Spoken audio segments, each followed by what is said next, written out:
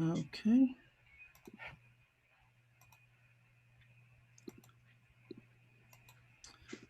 All right. Thanks for joining me, everyone. Charles Moskowitz, welcome to the program. My guest is Joel Pollack. He's the author of Red November. He is a senior editor at large and in house counsel at Breitbart News Network. He hosts the Breitbart News Sunday radio show on Sirius XM. Joel, thanks for joining me today. Good to be with you. Joel, my first question right off the bat is that I have heard from younger people, including people that even know my family, when I mention my admiration for Breitbart News, that how could I be a supporter of Breitbart News? Because after all, aren't they anti Semitic? Now, look, you're Jewish, Breitbart was Jewish. You've got a bureau in Israel. You're the most pro-Israel outlet in probably in the world. How did it happen that this ridiculous lie has permeated so extensively that people who know nothing about Breitbart News know this as a matter of faith? Well, I think, first of all, people want to believe the worst about anything that is viewed as pro-Trump, and we've been supportive of the president.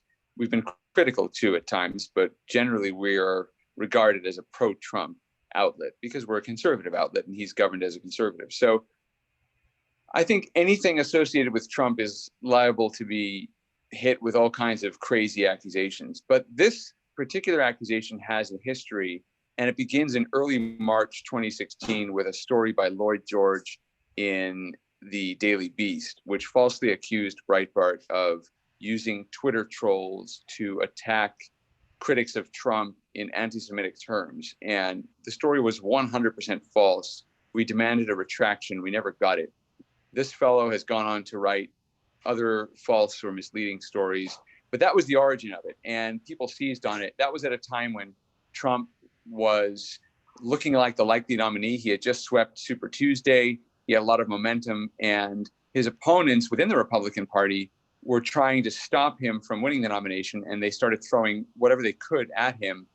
And this Daily Beast article was part of that.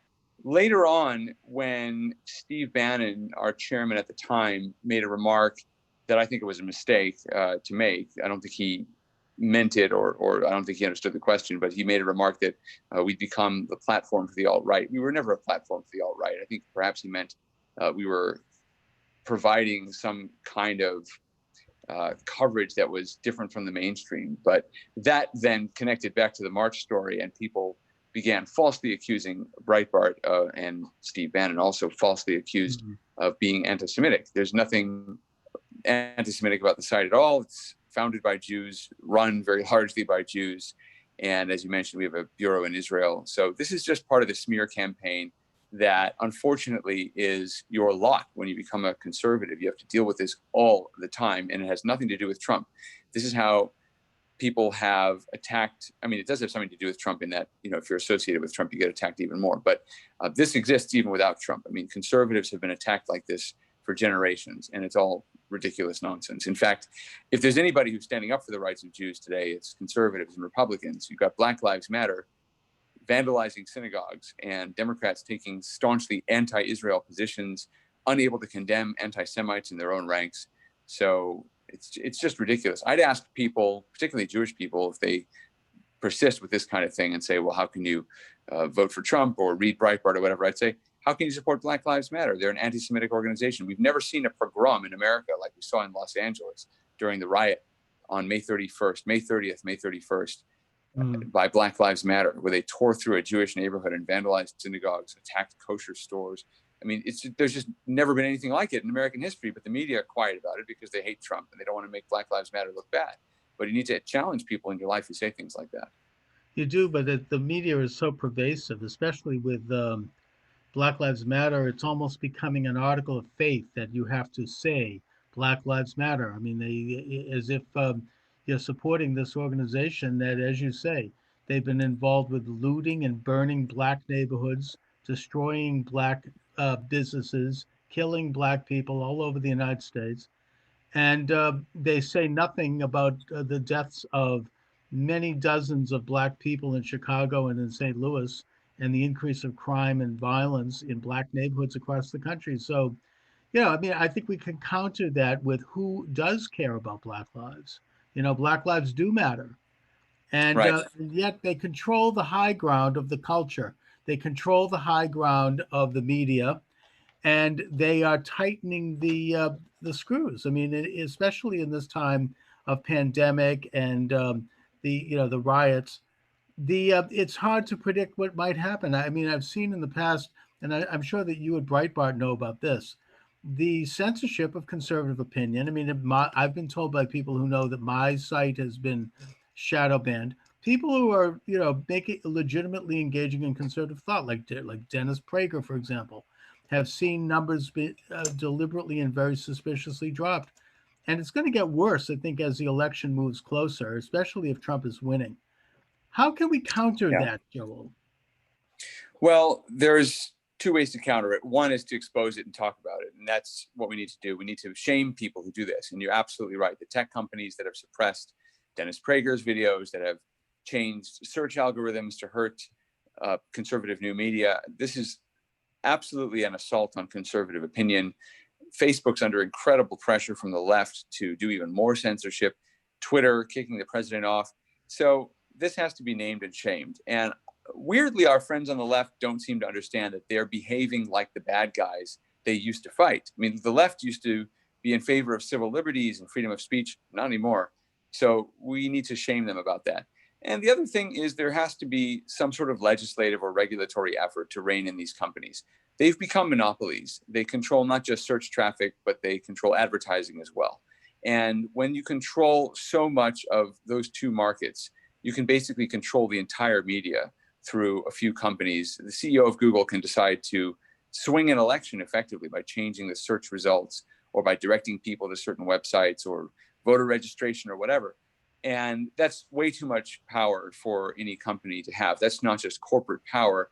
That's not just economic success or economies of scale. That's a kind of market control that is illegal under the antitrust legislation in this country. And so I think we need to take a very hard look at applying the law to these companies that have existed so far in a rather lawless space.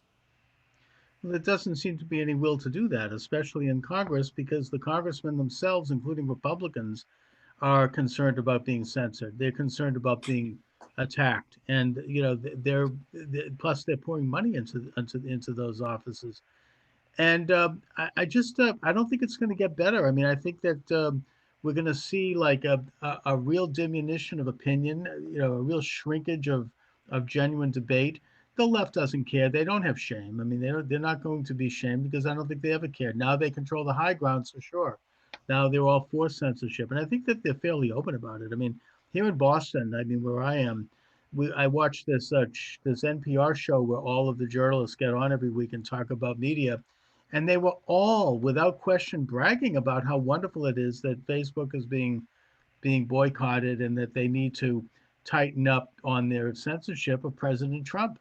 They're celebrating this, and I fear that Right. this is they're going to. And now there are certain words you can't mention on the internet, like you cannot talk about voting, because they're pushing this phony vote by mail fraud thing. You can't mention a word like hydroxychloroquine, right? I mean, Right. there are certain these Yeah. go through an algorithm.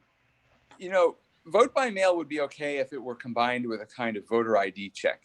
We send our taxes in by mail, right? Everybody sends their taxes in. Nobody's too worried. Although I should say, my taxes have been opened in the last 2 or 3 years. My taxes have been open. I've had taxes returned to me with opened envelopes and That is documents all over the place. outrageous. That's being Yeah, criminal. yeah. So I don't know if people are doing it on purpose or if it's just coincidence, mistakes at the post office or whatever. But assuming you could provide some secure way of delivering the ballots, you also need to have some sort of unique code, like a QR code or some sort of personal identification number or a fingerprint, electronic fingerprint. If you don't have that, you can't have vote by mail because it's just too easy to cheat. This is how Democrats have cheated in California. They combine vote by mail with ballot harvesting. So they allow themselves to hire party operatives who are completely unvetted, who may have criminal records. We don't know what they are. Whoever, you can hire whoever, and they can show up Hmm. at people's houses and collect ballots and return as many as possible. And that's just not a way to run a voting system. There's no country in the world that does it that way. And even in poor countries like South Africa and India and so forth, you have to show up with identification to vote. It makes it a little more cumbersome, but these are poor countries with recent histories of racism or colonialism or whatever, and it doesn't stop them from making sure that people use identification. Vote by mail is extremely vulnerable to fraud. Now, if we could do it right, I would be in favor of it, because I do think there are a lot of Republican voters, particularly seniors, who would prefer to vote by mail. People don't want to go to the polling places, especially this year. So I worry that we're going to lose some Republican voters because they've been scared off now from vote by mail, because they are being told that it's bad. And I think it's bad the way the Democrats want to do it, because they want to make it easier to cheat. It takes years to set these systems up, by the way.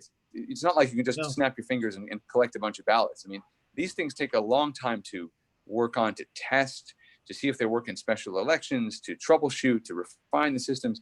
Now they want to do it first time in November. I mean, there's no way anyone will trust the legitimacy of the results if that's what they do. No, even the head of the Washington State Election Bureau, a liberal Democrat, has stated that it takes years for a state to set up a system by which this could be done. And obviously, people in nursing homes have a legitimate reason to have an absentee vote. At least those who have survived, the Right. big red state placement of COVID-19 contagious people in their homes. But given the volatility of everything that's going on, and the unknown after effects of living in a condition of medical martial law, basically, and the rioting, it's hard to determine how things are going to shake out in November. I mean, the president has been so demonized and so consistently on the mainstream media, and that they're openly refusing to cover anything positive about him. I mean, the speech in Tulsa was an incredible speech, and yet the only thing they talked about was how terrible it is that he had people go out and expose themselves allegedly to the virus. I mean, I just wonder, what do you think is going to happen? I mean, how are things going to go? The polls, which I don't believe, but yet they're scary, look like they're going to elect Biden. What do you say? Well, I think it's too early to know. I think that the question facing the American public is who is best to lead us forward out of this. And it's Donald Trump's election to lose still, even though he's behind in the polls.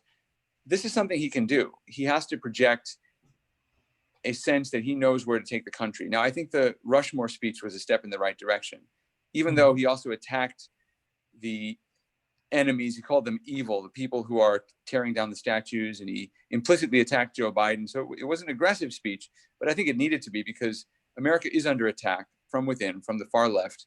And the Democratic Party has embraced that far left, because they're bringing people out into the streets and they're creating a sense of chaos that Democrats want to create to unseat President Trump. I think his speech was very good. It looked forward. It talked about how the best is yet to come, even though he was defending history. So that's exactly the right balance, something like that. I think he needs to do more of that. I think the country is waiting to be led. I don't think people trust Joe Biden to lead the country, but if people feel like Donald Trump can't lead the country, they will take a risk on the organization behind Biden, whoever that is. Everybody knows Biden's not running anything. He's not running his campaign. He won't run his administration if he wins. He's basically the puppet of the younger, able-bodied, able-minded people behind him, who largely consist of a mix of Obama alumni and Bernie Sanders ideologues. And that's who's going to be running the country. And they're not shy about it. They're already having their candidate issue statements about systemic racism and revolutionary institutional changes and transformation. These are radical, radical things to say. I don't think they match up with anything Joe Biden has done in the rest of his career. So in a sense, they're taking advantage of the fact that the public knows Joe Biden is kind of a backslapping moderate, whereas what he's saying and promising now is wildly radical stuff. We've never seen any candidate in the history of the United States campaign on a platform like this. And I write about that in Red November, how we got to this point, how this is the most left-wing primary we've ever had. And I don't think Americans want that. People don't want to rewrite history, and they don't want this radical group to take over. They don't like the method through which the statues are being challenged. People are okay, I think, with changing names or statues and that sort of thing. But the mob force in the streets is just something people don't want to yield to. So I don't think Biden's secured the vote yet, but I don't think Trump has won re-election yet. Now there's time. He's got to come out in a very positive, forceful way. I think he has to focus, he has to be disciplined. And we saw that he can do it at Rushmore. I think he can do more of that. And I think he's got a window where he can still do it. But if we come to September, October, and he hasn't done that yet, then I do think the country's in a very serious risk, is at risk of undergoing what could be a socialist revolution. The Democrats want a second American revolution. They want to get rid of the filibuster. They want to add DC as a state to permanently cement their Senate majority. They want to expand the Supreme Court. They want to pack the courts. They want to make changes that will be almost irreversible. They want amnesty. They're going to legalize 11 million illegal aliens to vote immediately. They're going to change the political and cultural makeup of this country irreversibly. And the Trump voters will be not just a minority, because they were a minority last time, even though he won the majority in the Electoral College, but Trump voters will be a persecuted minority. And when Joe Biden says he's looking at the election as a chance to rip the roots out of systemic racism, he's not just talking about getting rid of racism. He's not just talking about getting rid of systemic racism today, whatever that means. What is systemic racism? None of them can define it. But he's also talking about the roots of systemic racism. That's what communists say when they say the revolution has to keep on going. Because if you're trying to attack the roots of something, everything is the roots. You know, the Cartesian mathematics is the roots of systemic racism. I mean, you just make anything up and it fills the blank. So I think we're actually headed for a very, very scary, possibly totalitarian situation after November. And I'm not trying to No, no, frighten people, I'm with but you. I mean, look at the behavior, and also look at what they're doing right now. Look at the cancel culture, the woke mobs. If you don't say their mantra, you get fired, you lose your job. destroyed. Uh, the silencing on social media. The only hope of slowing that down, I don't even think that it's going to be over after November, but I think the hope of slowing it down is to reelect Donald Trump. No, I think it's the only thing standing in the way, as you say, of a basically a communistic revolution in this country. And the kind of the support that they've got, that point of view gets in this country has never been more than maybe 20-25%, going all the way back to the turn of the 19th century. But yet this year is different. I mean, with all that's going on and with the 3 years of demonization, I mean, every night the news, people depend on the 6 o'clock news still, and they see, all three networks talking about the horrible scandal of Donald Trump ordering an extra scoop of ice cream at a party, and the negativeness and the hatefulness of it is so Yeah. pervasive. That combined with these terrible crises in which people are being thrown out of work, and all of the things that they're willing to go to such lengths. I just, it's hard to know what's going to happen. I mean, it's very unwieldy. Yeah, it is. And all of that comes together. And I talk about that in Red November, how this started right after Donald Trump got elected with the emergence of the so-called resistance. Now, the resistance comes to some extent from Star Wars. I mean, they were thinking of Star Wars, I think, but it also comes out of the Second World War. They were giving themselves this title and casting Trump and Trump supporters as the Nazis. So in their minds, they didn't just lose an election and have to rebuild. They were under foreign occupation by fascist power. And they styled themselves as a kind of underground resistance. And they had the media on their side. The media have 100% been about getting rid of Donald Trump. They had the deep state on their side. And I write about all of that in the book. What's really fascinating about this primary is it coexisted with an effort to impeach President Trump. And that's almost never happened. The first impeachment also happened during a presidential primary, although the primary process was very different back then. But when they impeached Andrew Johnson, it was right before the Republican National Convention. So you can argue that those two were similar, but they didn't have the kind of weeks-long campaigns then that we do now. And Democrats basically interrupted their own campaign to impeach the president. It's also just unthinkable that you would do this in an election year. I mean, they had no basis for doing it anyway. It was always a sham. But they did it to delegitimize Trump, and the media were 100% on board. Right. And I don't think we have actually experienced a free and fair election. I mean, I think this is probably the most unfree election we've had. And it's only going to be through the complete determination of conservatives to save the country that Donald Trump is going to be reelected. And he has to lead them. He has to show them that he's willing to do that. Yeah, I mean, the whole 3 years of this conspiracy theory that somehow Donald Trump was supposed to believe is a Russian spy. and Right. they're still going to that well. I mean, now with the bounty hunters, the Ruskies are coming. There's a Russian Right. over there. It reminds me of my old grandparents' generation. Right. I The mean, Reds there's are. an example. That's classic fake news, right? There's nothing about that story that's true. Yeah. So they're So they ask Biden these softball questions. What do you think of President Trump not listening to warnings about bounties being paid by Russia? And they just ramble on. So Biden gets a free shot on Trump for something that never happened. And meanwhile, it was Biden and Obama who appeased Russia for at least Yeah. 6 of the 8 years. I'll give them credit for the last 2 years when they quietly and gently admonished Russia here and there. But the first 6 years of the Obama and Biden administration were complete retreat from missile defense, from the Middle East. They gave Russia full control in Syria with a phony chemical weapons deal that John Kerry negotiated. They gave away Crimea and they never saw it coming. They didn't do anything about it. Then they complained that Putin was playing by 19th century rules. I mean, this was the most appeasing administration that we've ever had toward Russia. The only possible parallel would be Bill Clinton, but he was trying to work with the liberals inside the new Russian Federation, Right. and he had a And he close was relationship selling with out to Yeltsin. China. Yeah, so I mean, but yeah, the media can run on a news cycle for a week and a half on a fake news story that just has no relevance. I largely ignored that one because I just didn't feel like getting into something so fake. Right. I think Trump is in control here. Trump can win re-election if he projects a positive message and a disciplined one.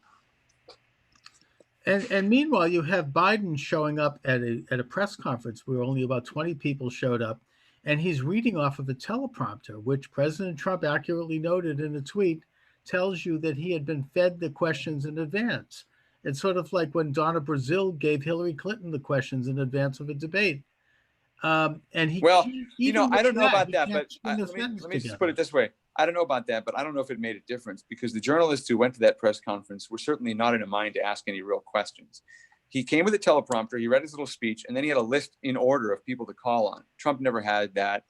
Obama did that. Obama used to have lists of people. So that's a way of screening out anyone who might ask a challenging question. So the journalists on that list, whether Biden had the questions or not, he had the names. And that's as good as having the questions because when you are handpicked like that, you're not going to ask a tough questions. We got no questions whatsoever about the new revelations that Biden was involved in prosecuting Michael Flynn. We got no questions about Hunter Biden and Burisma. We got no questions other than the question about his cognitive ability. That was the most challenging it got. But that was set up so that Biden could deal with the issue and move on. The media are desperate to get Biden elected. Biden, they believe, will put them back in power. That's why they want him to win. And he can't even string a sentence together. I mean, the man is obviously impaired. And I think that Reince Priebus said it best when he said the best thing that can happen for Trump is that he brings Biden out of the basement and they have a few debates. I don't think Biden is going to leave the basement. I don't think there will be any debates. Well, I think that if there are no debates, Trump obviously will make a big deal out of that. I think that's a mistake for the Biden camp, frankly. You don't want to risk anything that close to the election. So there may be debates. They'll find some way to do it. But if there aren't, I mean, obviously that helps Trump. But again, this is all about Trump. This election right now is about Trump. The Democrats are going for red November. They're going for socialism. And there's no doubt about it. I mean, Biden is criticized from the left as being a moderate, but his policies right now are almost indistinguishable from Bernie Sanders. He's not really in control of his own agenda. The only remaining difference is that while Bernie Sanders wants Medicare for all, Biden wants Medicare for all above age 60. And below age 60, you have a choice. But clearly the goal is to push America toward a fully government-run healthcare system. In every other issue, Biden is on Sanders' side. He wants to end the fossil fuel industry. He said so himself at the Detroit debate, which I write about.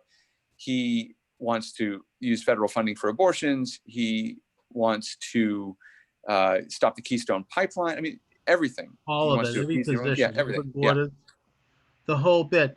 And yet they've had the pandemic and the use of the medical you know, in-house thing, which is unprecedented.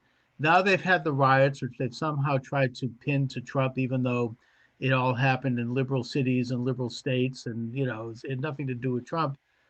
And I think that it worries me what they're going to come up with between now and November, because I think they'll do anything to stop Trump for reasons that are much more profound than simply policies domestically. I think that Trump is a figure that could wake up the world in a way. His movement, the idea of national sovereignty and of putting a nation first.